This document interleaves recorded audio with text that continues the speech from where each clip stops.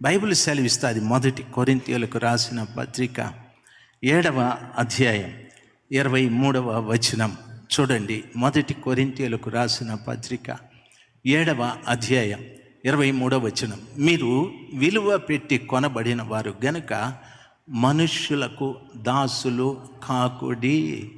హల్లెలూయా. మీరు విలువ పెట్టి కొనబడిన వారు గనుక, ప్రభువా ఎవరు నాకు విలువ పెట్టి కొన్నారు? ప్రభు అంటాడు, నేనే కొన్నాను. ఎవరి వద్ద కొన్నావు? సాతానుడి వద్ద కొన్నావు. నా కోసం ఎంత విలువ పెట్టావు? నా ప్రాణం పెట్టి కొన్నాను. నా ప్రాణం పెట్టి కొన్నాను. నా ప్రాణం పెట్టి కొన్న నీవు మనుష్యులకు దాసులుగా కాకండి.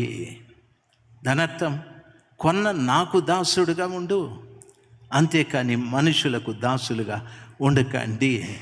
చాలామంది గమనించవలసిన విషయం, నన్ను చెడుగా అనుకోవద్దండి.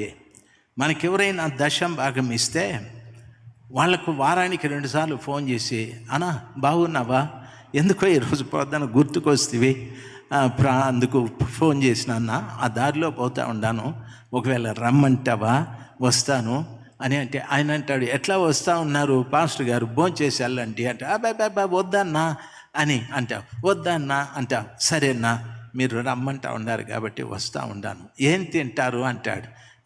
ఏదో ఒకటిన్నా, చేపో లేకపోతే రొయ్యో లేకపోతే కొయ్యో ఏదో ఒకటిన్నా అని చెప్పి ఈజీగానే చెప్పేస్తాం మనం.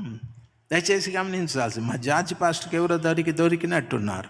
అందుకే మా అజయ్ పాస్టర్కి చెప్తాను, అది ఆడు అని.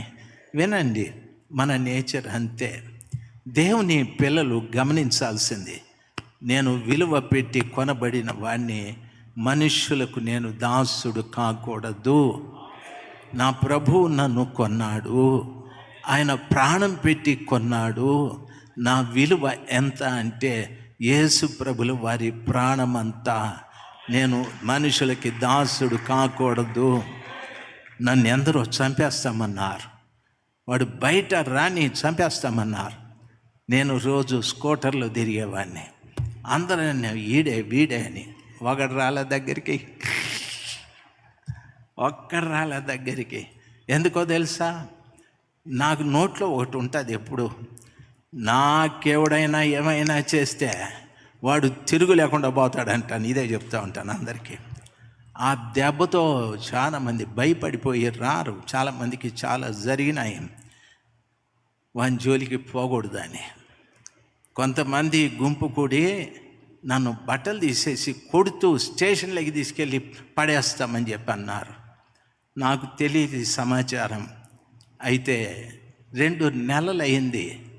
ఆ మహానుభావుడు ఏం ప్రవచించుకున్నాడో అదే వానికి జరిగింది. అప్పులో వచ్చి తుక్కు రేగొట్టి బట్టలు ఇప్పేసి కడ్రాయర్తో మనోడి దిగంబర స్వామిలాగా ఊరంతా పట్టుకొని పోయి పోలీస్ స్టేషన్లో పడేసినారు. అప్పుడు ఒక అక్క వచ్చి చెప్పింది, అన్నా వాడు నిన్ను ఇట్లా అన్నాడు, వానికి అట్లా జరిగింది. పాపిష్టి దానా, ముందెందుకు చెప్పకూడదు నాకు? ఆమె అనింది, ముందు చెప్తే మీరు భయపడతారేమోనని. నాకు భయం ఎక్కడే పిశాచి. నేను ప్రభువు నన్ను కొన్నాడు, నేను ఆయన చేతిలో ఉన్నాను, ఆయన విలువ పెట్టి కొన్నాడు. దయచేసి వినాలి, చౌకబారుగా కొనలేదు. ఎనీ కన్స్ట్రక్షన్, ఈ వస్తువు కొనేటప్పుడు ఏదైనా కన్స్ట్రక్షన్ ఉందా sir? Is there any construction? లేకపోతే ఈ వస్తువు కొనేటప్పుడు ఏదైనా గెట్ 1 బై 1 గెట్ 1 ఉందా? నన్ను కొంటే నా భార్యను కూడా తీసుకునేటట్లు ఏమైనా ఛాన్స్ ఉందా? ప్రభు అంటాడు, నో, అదంతా మీ భూమి మీద జరిగేది, పరలోకమైన అట్లా చేయదు. నేను విలువ పెట్టి కొన్నా. ఎందుకు కొన్నానో తెలుసా? మనుష్యులకు నువ్వు దాసుడు కాకూడదు. హల్లెలూయా. మనుషులకు దాసుడు కాకూడదు. మహిమగల దేవుడైన నేను, ప్రపంచాన్ని సృష్టించిన నేను, సమస్తమును కలగజేసిన నేను, సర్వాధికారి అయిన నేను విలువ పెట్టి కొన్నానయ్యా నిన్ను. ఏం విలువ పెట్టారు ప్రభా? నా ప్రాణమే పెట్టి కొన్నా. ఇక మీదట మనుషులకు దాసులుగా ఉండకూడదు. హల్లెలూయా. వాడు ₹1,00,000 ఇచ్చిన వాడు తప్పు చేస్తే వాని తప్పును ఖచ్చితంగా చెప్పాల్సిందే. అంతేగాని 1,00,000 తీసుకొని వాడు దొంగతనం చేసి అతకచ్చి ఇచ్చినాడు. నేను తీసుకొని, ఎక్కడిది బ్రదర్ అంటే, ఉన్ని పెట్టుకో అయ్యగారు, ఉన్ని పెట్టుకో అయ్యగారు. ఎక్కడిదిరా? ఉన్ని పెట్టుకో అయ్యగారు. ఆ మరుసటి రోజు పేపర్లో వస్తుంది, రాజశేఖరు ఇంటి దొంగతనం చేసినాడు. ఆ డబ్బు తెచ్చి నాకు ఇచ్చినాడు. వాడికి నాకు పాలు పంపులు సార్. మనుషులకి దాసుడు 1,00,000 ఇచ్చిన మనుషులకు దాసుడుగా ఒక సేవకుడు ఉండకూడదు. ఎందుకు అంటే యెహోవా చూచుచున్నాడు. యెహోవా చూచుచున్నాడు. 10 రూపాయలకి, 1000 రూపాయలకి, 50కి, 1,00,000కి కకృతి పడి చెయ్యి చాపితే దేవుడు నిన్ను చూసేది మానుకుంటాడు. దేవుడు నన్ను ఎప్పుడూ చూడాలా.